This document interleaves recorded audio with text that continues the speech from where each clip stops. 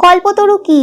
কল্পতরু অর্থাৎ কিংবদন্তি সেই গাছ, তার কাছে যা চাওয়া হয় তাই পাওয়া যায়, অর্থাৎ যিনি তার প্রার্থীর সমস্ত চাহিদা পূরণ করেন, তিনিই কল্পতরু। কিন্তু এই কল্পতরু কথার উৎপত্তি কোথায় হয়েছিল? পুরাণে উল্লেখিত সমুদ্র মন্থনের কাহিনী অনেকেরই জানা। অমৃতের সন্ধানে দেবতা ও অসুরেরা মন্দার পর্বতকে মন্থন দণ্ড হিসাবে ব্যবহার করে সমুদ্র থেকে তুলে এনেছিলেন একের পর এক সব আশ্চর্য বস্তু। সেই মন্থনে উদ্ভাসিত হয়েছিল লক্ষ্মী দেবী, ঐরাবত অর্থাৎ হাতি, অশ্ব বা ঘোড়া, অপ্সরাকুল, চন্দ্র, কামধেনু, আর এর সাথেই হলাহল বিষ এবং অমৃত। কিন্তু এছাড়াও ওই মন্থন থেকে উঠেছিল এক আশ্চর্য বৃক্ষ, যার নাম পারিজাত। পরবর্তীকালে স্বর্গের বর্ণনায় বারবার পুরাণে উল্লেখিত হয়েছে এই পারিজাতের নাম। ইন্দ্রের নন্দনকাননের প্রধান গাছটি হলো এই পারিজাত, এমন কথা হিন্দু পুরাণে বিশ্বাসের সাথে উল্লেখিত আছে।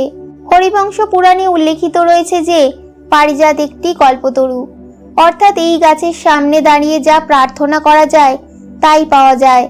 সেই সঙ্গে এই কথাও বলা হয়েছে যে বেশিরভাগ পারিজাত স্বর্গে থাকলেও মর্তধামে নাকি একটি মাত্র গাছ রয়েই গেছে। ভারতের উত্তরপ্রদেশের বরবাকি জেলার জিন্তুরে একটি আধুনিক বিজ্ঞানী বাওবা নামে পরিচিত গাছকে পারিজাত বলে সম্বোধন করা হয়ে থাকে। জিন্তুর খুব প্রাচীন একটি স্থান।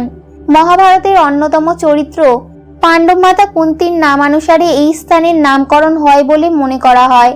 কিংবদন্তি অনুযায়ী জানা যায় এখনকার অসংখ্য প্রাচীন মন্দিরের একটি নাকি স্বয়ং মাতা কুন্তি কর্তৃক প্রতিষ্ঠিত হয়েছিল। আবার কথিত আছে কুন্তিকে এখানেই দাহ করা হয়েছিল, আর তার চিতাভস্ম থেকেই জন্ম নেয় এই পারিজাত বৃক্ষটি। অন্য একটি কাহিনী মতে শ্রীকৃষ্ণ তার পত্নী সত্যভামা মতান্তরে রুক্মিণীর জন্য এই বৃক্ষটি স্বর্গ থেকে নিয়ে আসেন। এইসব কাহিনী সত্যতা নিরূপণ দুরূহ ব্যাপার। এবার জানবো কল্পতরু কথার তাৎপর্যই বা কি।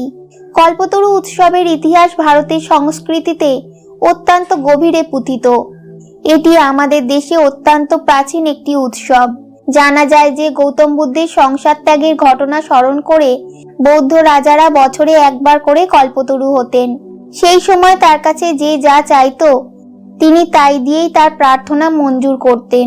পরবর্তীকালে স্বাধীন হিন্দু রাজারাও কল্পতরু উৎসব শুরু করেন। ঐতিহাসিক তথ্য প্রমাণ অনুযায়ী শেষ কল্পতরু রাজা হয়েছিলেন যশোহর রাজ প্রতাপাদিত্য, যার বীরত্বের স্মৃতিতে পরবর্তীকালে বাঙালি কবিরাও অনেক কবিতা লিখে গেছেন। তবে এখনকার কল্পতরু উৎসব সেই কল্পতরু উৎসবের থেকে অনেকটাই আলাদা। এটি মূলত ঊনবিংশ শতকে বাঙালি হিন্দুর নবজাগরণের প্রধান ব্যক্তিত্ব শ্রী রামকৃষ্ণ দেবের স্মৃতি বিজড়িত আধ্যাত্মিক একটি উৎসব। কথিত আছে এই দিনে অর্থাৎ 1886 খ্রিস্টাব্দের 1 জানুয়ারি শ্রী রামকৃষ্ণ দেব নিজের অবতারত্বের কথা শিষ্যদের কাছে স্বীকার করে নিয়েছিলেন। এছাড়াও সেদিন তিনি শিষ্যদের আধ্যাত্মিক অভিজ্ঞতার অনুভূতি দান করেন। সেই ঘটনাকে স্মরণে রেখেই প্রতি বছর এই দিনে কল্পতরু উৎসব পালিত হয়।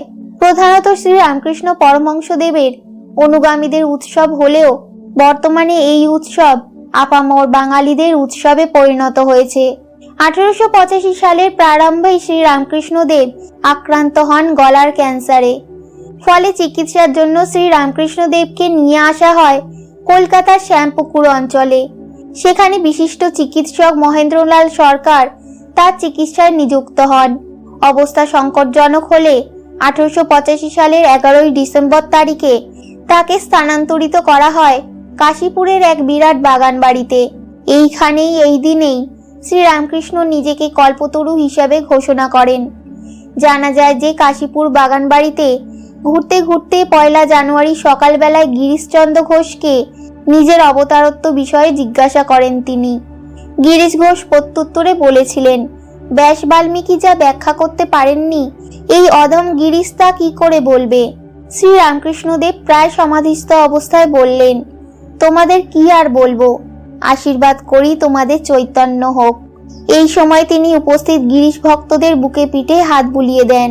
সেই স্পর্শে প্রত্যেকেই অভূতপূর্ব অলৌকিক অনুভূতি লাভ করেছিলেন বলে দাবি করেছিলেন।